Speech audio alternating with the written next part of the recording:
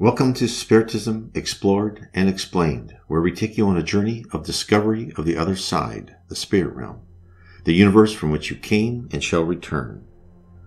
Forgetfulness of the past. When we reincarnate, we are not allowed to remember our past lives or our time as a spirit. To determine why this is so, let's examine a case of a spirit who was reincarnated with the ability to remember past lives.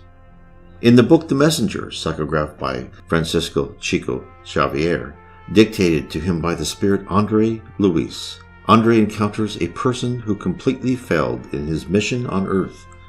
Joel, the spirit who laments his failure, tells Andre, "My failure was not because of too much sensitivity, but because of how I used it. As I understand now, God allows some individuals to have superior sensitivity so they can use it as a tool. A kind of powerful magnifying lens that helps them see the right course of life for themselves and others they are supposed to help. This extra sensitivity can help to perceive life's paths, identify dangers and shortcuts, and clearly see obstacles. Instead of using the gift in that way, all I did was use it to satisfy my warped curiosity about myself. To fulfill my role of helping others, my expanded perception included the ability to remember my past lives. Most people can't recall their own past, and for good reason. In my case, I was supposed to use that knowledge in my service to help others, not to obsess about it, and that's where I failed. I began to obsess about a previous existence in which I had been Monsignor Alejandro Pizarro, who participated in the last years of the cruel Spanish Inquisition.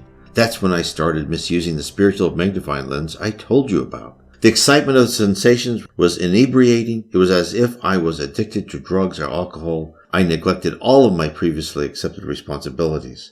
I started spending all my time trying to locate the people who had been my companions during my time centuries before as a religious man.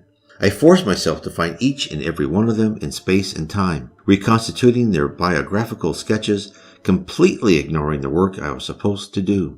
So I spent my life in this fashion, going from revelation to revelation, sensation to sensation. I, who had reincarnated with the unusual ability to remember in order to be useful, transformed my gift into a tool of addiction. I'd thrown away an opportunity to redeem myself, and I lived tortured by intermittent bouts of hallucination. The misuse of my sensitivity generated an imbalance in my mind so that I became painfully unstable." This is what was told to Andre Luis. This is a perfect example of what could happen when we know too much and are unable to focus on what we need to learn. Imagine sitting in the classroom with a TV blaring, showing you scenes from your previous existence while you attempt to comprehend the basic facts of algebra. One could not possibly possess the mental force to concentrate on that valuable lesson, especially if you had had some type of mathematical background before and tried to merge it with what you are learning at the present time. Not only would you reject parts of what were offered to you, but you would be exasperated with having to sit through this lecture again, even though spaced out by hundreds of years. There are other reasons as well. In the Gospel, according to Spiritism, it says, a spirit is frequently reborn into the same environment in which it has already lived and finds itself in relationships with the same individuals in order to repair the wrong it did to them. If it were to recognize in them those who it used to hate, perhaps its hatred would reawaken. In any case, it would feel humiliated in the presence of those it offended.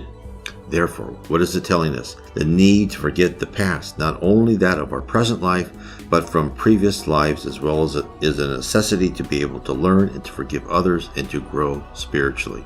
That said, are we a completely blank slate, always starting over? No.